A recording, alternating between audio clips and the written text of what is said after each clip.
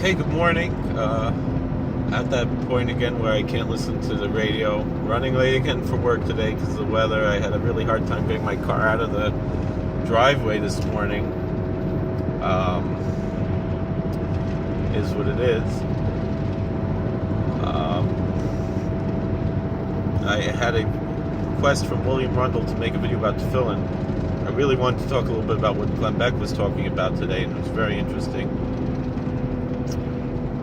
But I really appreciate the loyalty of William Rundle being such a good viewer watching my videos, and so I feel I owe it to him to first make a video about Tefillin before I make a video about what I want to make a video about, because essentially, I'm here to serve the community here, and that's why I'm making these videos.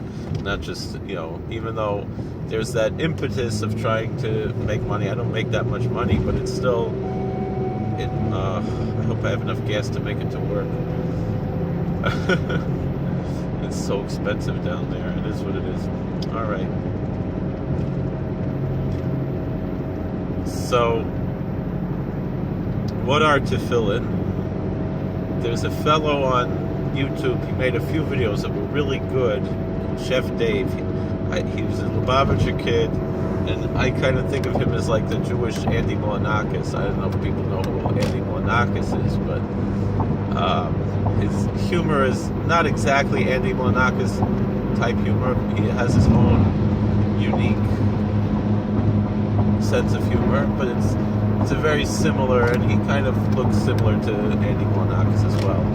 And he tells a story, he kind of parodies the way stories are told in the Orthodox Jewish communities, particularly the Chabad communities. And he tells a story of, a rabbi who tells a guy that he has to wear tefillin every day. And the guy says, well, what are tefillin? He said, well, phylacteries. Like, oh, phylacteries. So that really doesn't answer the question. But that being said, I remember once I was at home, and it was a fellow came over to repair the fridge or something like that, or washing machine, and he was a Christian, and he was like, wow, those are phylacteries. I've never actually seen phylacteries. So he was excited because he had read, he's someone who's literate in the Bible, and in the Christian Bible, what Christians call the New Testament, the term phylacteries is used to apparently describe tefillin. And we have in the Torah 4 passages which rabbis understand to refer to the tefillin, and we believe that it's a halach l'Moshe Sinai. We believe that this is something that, all the laws and everything of the tefillin were given directly from God to Moses at Mount Sinai, describing how to make tefillin, what they should be exactly. Even though Chazal do refer to the concept of tefillin as divrei sofrim, as something that we know not directly from the text, but mostly, how the tefillin are made and so forth, we know mostly from tradition. But those 4 passages from the Bible, from 2 passages from Exodus, which are right next to each other, which can essentially be considered one passage, and 2 from Deuteronomy, but by virtue of the laws and the way it's divided up, we consider them to be, those 2 in Exodus, to be 2 separate passages, and 2 from Deuteronomy. And that's a total of 4 passages that we have in the Tefillin, which, the Mishnah says if someone would go and say that there are 5 passages, they'd be violating divrei sofrim, the words of the scribes. If they would find another passage, let's say they want to put the 10 Commandments in there or something else. Now, 2 of the passages that are in the Tefillin are the same 2 passages that are on the mezuzah, and also that we recite in our daily prayers twice a day the first and second paragraphs of the Kriya Shema, of the recitation of the Shema, which is considered also a mitzvah. So this is a mitzvah that, in the way its passage, let's examine what it says in Deuteronomy 6. We start with verse 4. It says, "Hear, O Israel, the Lord is our God, Lord is one." That's where the passage begins. In our prayers, we say in an undertone, we add another verse that's not from the Bible. And since it's not in the Bible, we say in an undertone, we whisper it. But then we continue, blessed be the name of His glorious kingdom forever and ever. Then we continue back to the biblical text, and the text of Baruch Shem Kvod Malchus Olam, what is not in the Tefillin either, or not in the mezuzah either. So it says you should love the Lord your God with all your heart, with all your soul, with all your might. And these words which I command you today shall be upon your heart. You shall teach them repeatedly or diligently to your children. And you should speak of them when you sit at your home, when you go on a journey, when you lie down, when you rise up. You should bind them for a sign upon your hand, and they should be for frontlets between your eyes. And you should write them upon the doorposts of your house and upon your gates. And so we have where it says you should speak of them when you go to sleep and when you rise up. That's the obligation to recite these words every morning and every night. And then it says you should bind them for a sign upon your hand, and that's the tefillin which goes on the arm. And they should be for frontlets between your eyes. This word totafos is a rather strange word. The rabbis say that it actually comes from foreign languages, from the Caprician language and an African language, to mean 2 and 2, which is a total of 4. So sometimes we can translate they should be for tefillin between your eyes, a different understanding. And you should write them upon the doorpost, which is the Hebrew word mezuzah, of your house and upon your gates. So like the gates of the city of Jerusalem also has mezuzahs on them. And so essentially that's the understanding. That's where it comes from. And you have similar wording in Deuteronomy 11 and also in Exodus, where is that? 14? It's the end of Parshas Bo.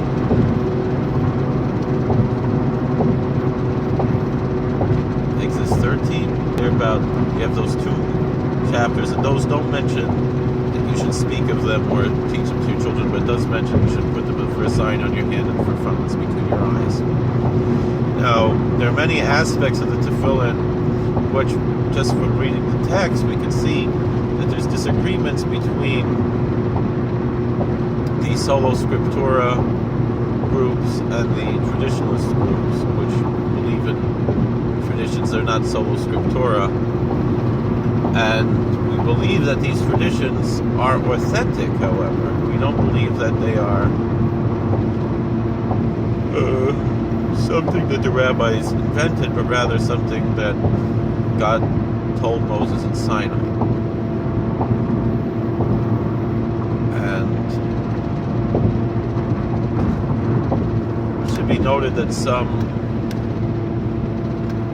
there are many different approaches that people who are not following the Jewish tradition have to these ideas.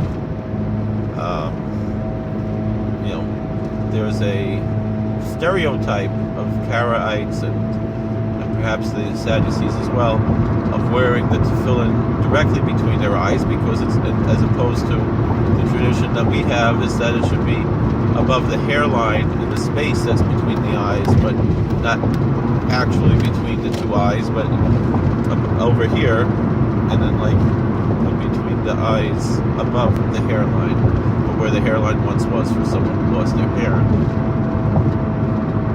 Similarly, we don't bind it directly on the hand. bind it on the arm, on the bicep, and wrap it toward the hand. Around the hand we wrap the straps. And so some would say that it should actually be on the actual hand as opposed to on the arm. However, there's no different word for arm or hand really in Hebrew as far as in classical biblical Hebrew, modern Hebrew, they have different words. Zroa means arm, but in biblical Hebrew, hand means the whole arm and hand together, whereas Zroa specifically means the arm. And Zroa also could mean, the hind leg, the four legs, the front legs of an animal is also called Zroa.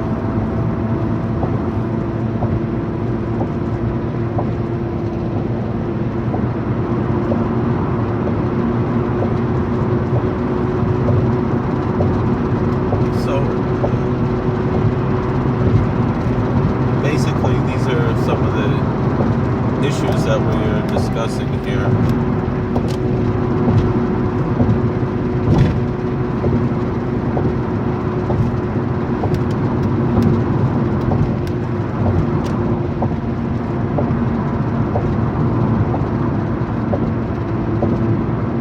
As far as the Tefillin, now, what does Jewish tradition say about the Tefillin? So I've seen various groups, like some of these Hebrew Christian groups, they might have something like a bracelet or some kind of a hand binding thing to represent tefillin. I don't really understand. It just shows that they're making their own interpretations and creating their own traditions. And to be honest, it's kind of silly. You're supposed to do things the right way, the way the halakha says, and not just make up your own ideas. It's perhaps more intellectually honest how I've heard some of the Karaites say that they understand this as a figurative term as opposed to literal. That they don't. It's not that the stereotype says that they actually put it between their eyes on their hands, but most of the Karaites understand it to be like how it says in the Proverbs. You should write it on the Luach Libecha, on the tablet of your heart. And it doesn't actually mean actually going and writing something on your heart. However, we do understand it literally. But obviously the literal understanding includes this figurative understanding that these things come to remind us, of these more sublime ideas. Meaning when we have rituals like this, comes to inculcate ideology as well. Let's go a little bit further.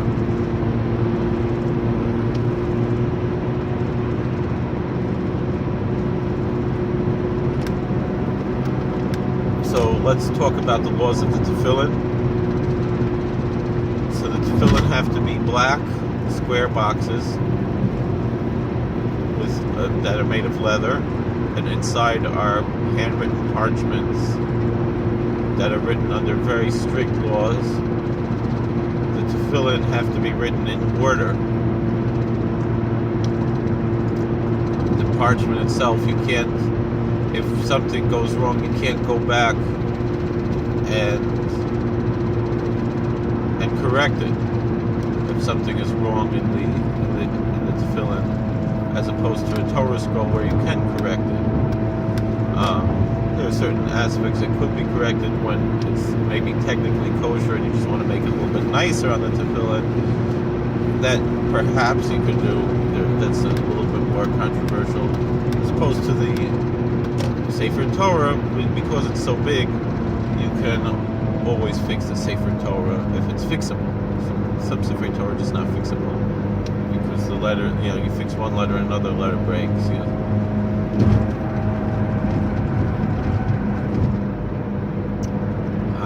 The talk about, the art of scribal arts that have to be written in a special way, and this applies to Sefer Torah or other books of the Bible, which might be handwritten on parchment, Tefillin and mezuzos, so that we say stam, a sofer stam, a scribe of biblical books, Tefillin and mezuzos. The word Tefillin is related to the word tefillah, which means prayer, and they're typically worn during prayer, although it's not necessarily so. One fulfills the mitzvah whether or not one wears tefillin during prayer. Some people might, study Torah wearing tefillin as well, particularly if it's right after the prayers. In ancient times, it would seem that a lot of people would wear the tefillin all day, and nowadays that's somewhat frowned upon unless someone is particularly well-known, famously pious person.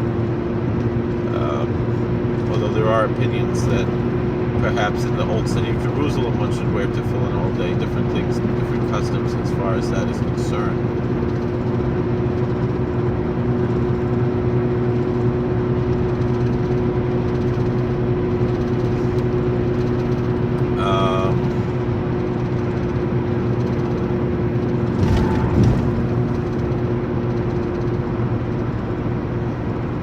But in general, part of the reasons why we don't wear tefillin all day, one thing is if you have to go to the bathroom, you're not allowed to wear tefillin. If you, and sometimes when you have to go to the bathroom, other things happen that produce a sound and an odor. I think people know what I'm talking about. You're not allowed to have flatulence while you're wearing tefillin. And there's other issues when it comes to wearing tefillin. So that's those are things to have in mind. In general, we say that in Orthodox circles only men wear tefillin, although in some circles women also might have worn tefillin. And today in the conservative movement, some women wear tefillin as well.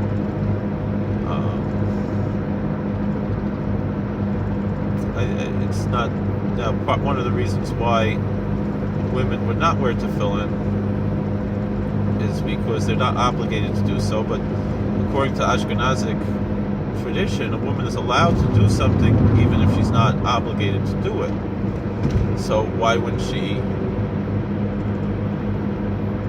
wear tefillin even if she wants to, even if she's not obligated?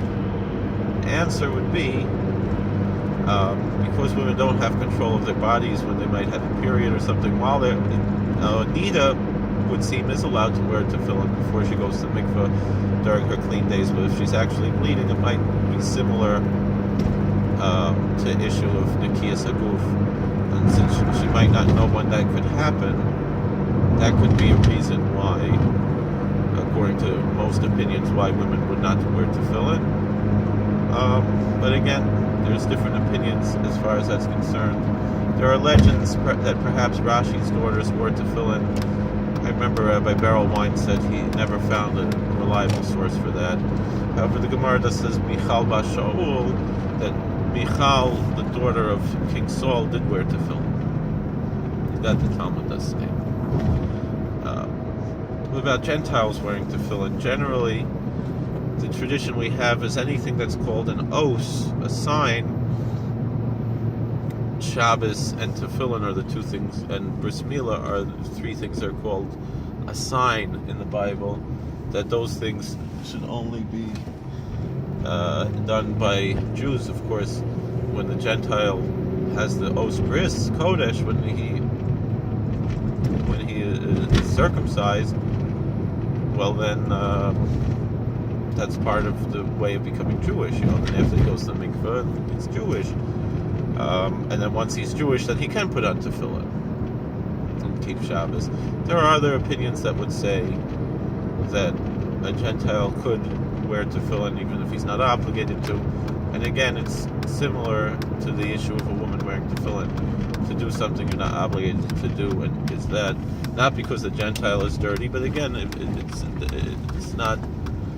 But the same reason why men don't wear tefillin all day because the same issue. Why get yourself involved in something you're not obligated to do? It would seem children could also wear tefillin before the bar mitzvah, but the tradition is to only start them to be trained to wear tefillin about a month before the bar mitzvah. In some communities or some families, they might start a little bit younger, 10 years old, something like that, if the child is already, able to control his body as well. But for this reason, we generally only wear it during prayer and not all day long. What about the order of the boxes of the paragraphs? There are different opinions. You could probably find a few hundred different ways to make tefillin. In general, there are 4 different ways that are sometimes, spoken of, and among those, there are generally what we call the Rashi tefillin, even though it would seem that these opinions existed earlier as well, that that's the tefillin that everyone wears. Many people also wear a second pair. That's my practice, is to wear 2 different pairs of tefillin, Rashi and Rabbeinu Tam. Some wear them both at the same time. I don't do that. The more prevalent custom is to wear one of the prayers and one for a few moments after the prayers.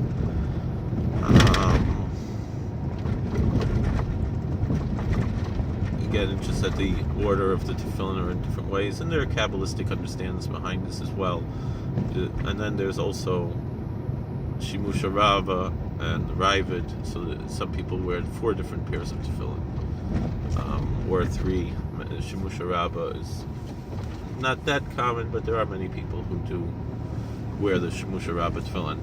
Now, it's not only Orthodox Jews who wear tefillin. There are many, even some famous Jews who are not so Orthodox, who accepted this practice, and I highly recommend it, because the Talmud says that a skull that doesn't wear tefillin might not even be able to get into heaven. Such a person might not be resurrected.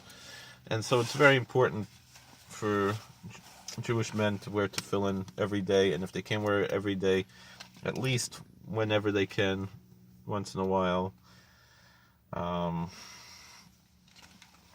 It's a very special mitzvah, and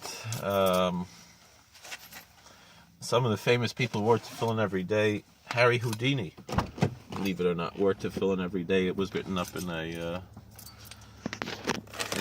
newspaper article some time ago, when he was, and I understand that Kirk Douglas for a while put on tefillin every day. I don't know if he still does, and Jason Alexander, the same thing. I think for a while he did, but I don't know if he still does, because I think he had it some time when he was pretty religious, and now he's not as much anymore.